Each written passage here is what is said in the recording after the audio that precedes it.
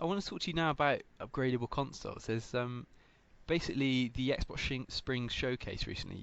Phil Spencer, the head of Xbox, he was talking about or alluding to a future in which Xbox One, rather than being replaced by a brand new console, would be iterated upon potentially. That it'd be upgradable.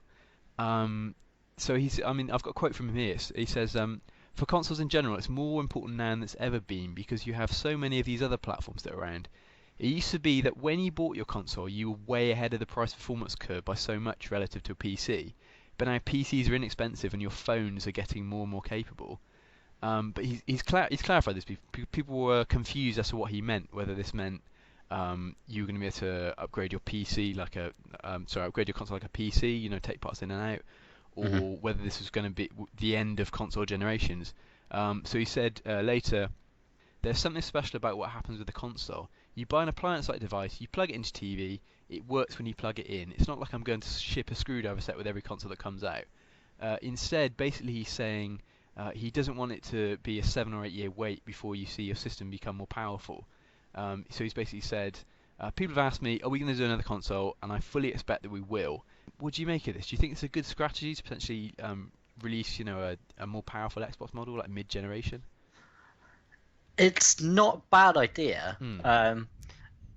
but people who haven't bought one already are either just gonna go, okay, well, hopefully the older one will drop in price so I can buy that one, Hmm. or I they'll think go, well, go because on, what? I mean, they did it. The new Nintendo 3DS. That's kind of an interesting. Obviously, it didn't really get utilized much. I think there's only 3 games that actually used it. Hmm. But I mean, that was just kind of that was like a hardware revision. I wonder whether they just. Obviously, I know he's clarified already. So I think people originally were that it was going to be like literally like PC game, and like you buy a new processor and stick it in.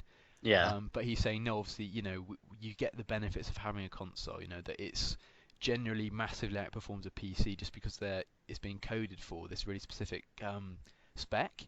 But he yeah, sort of it seems to be suggesting that maybe when an Xbox One Slim comes out, once in the generation, sort of halfway through, they're putting a new GPU or something like that, which yeah, seems you can see that with. I mean, you can see a situation maybe where I don't think you can split the market because that'd be a disaster. But I think you can make it so that, say, the Xbox One original can play the game still.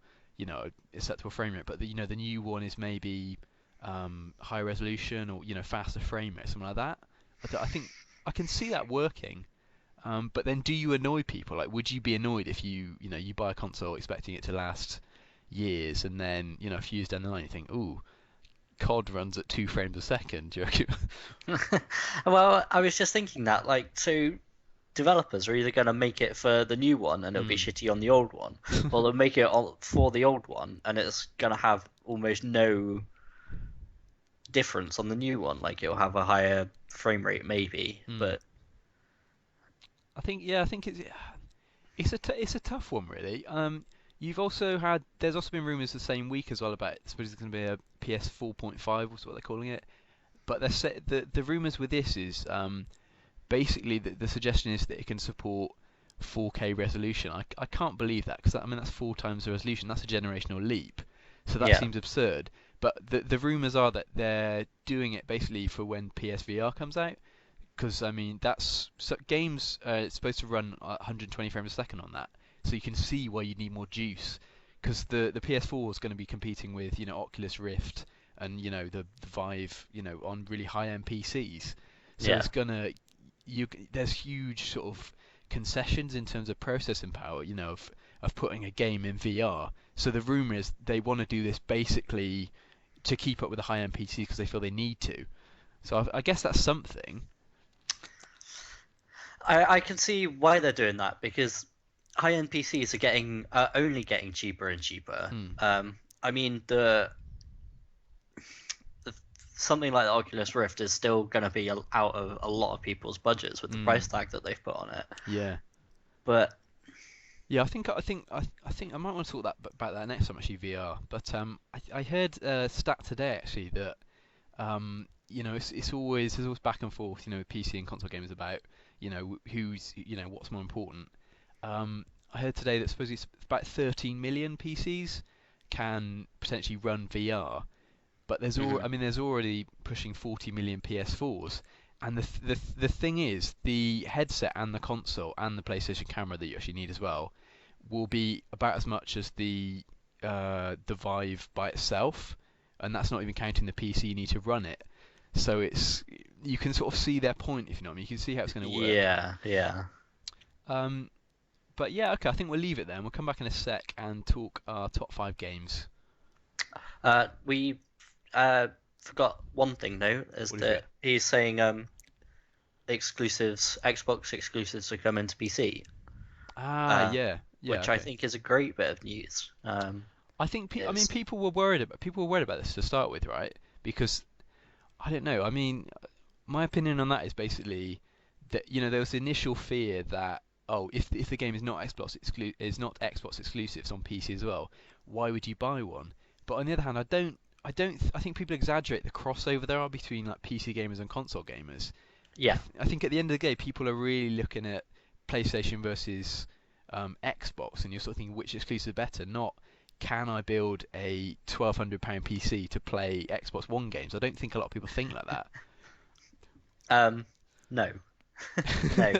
But I think what it will do is give people the ability to buy these games where they wouldn't have otherwise, and Hmm. they won't go out and buy the Xbox One because they've got a PC and they've got plenty of games on their Hmm. PC. I So think I think giving them the ability to buy these Xbox One games will only increase the sales for those games. Yeah, I think and obviously that supports the development of new games. It's also I think yeah, I mean it's mentioned before as well. Like Phil Spencer in the same keynote, he was kind of alluding to, they recently brought in backwards compatibility through some technical wizardry on Xbox One, but he was also talking about forwards compatibility. That because they're integrating this kind of single development platform, between PC, well, DirectX 10 and the Xbox One, you can potentially see a sort of almost like a Steam library on the next Xbox. Your old games will just pop up and potentially they run better, maybe in a higher resolution. So you can see that there's going to be some benefit for console games as well there. Yeah, Okay, cool. it's only good news for everyone, I think. We should all live together in peace and harmony. Yeah, but I'm just struggling to see a downside with it, Yeah. to be honest.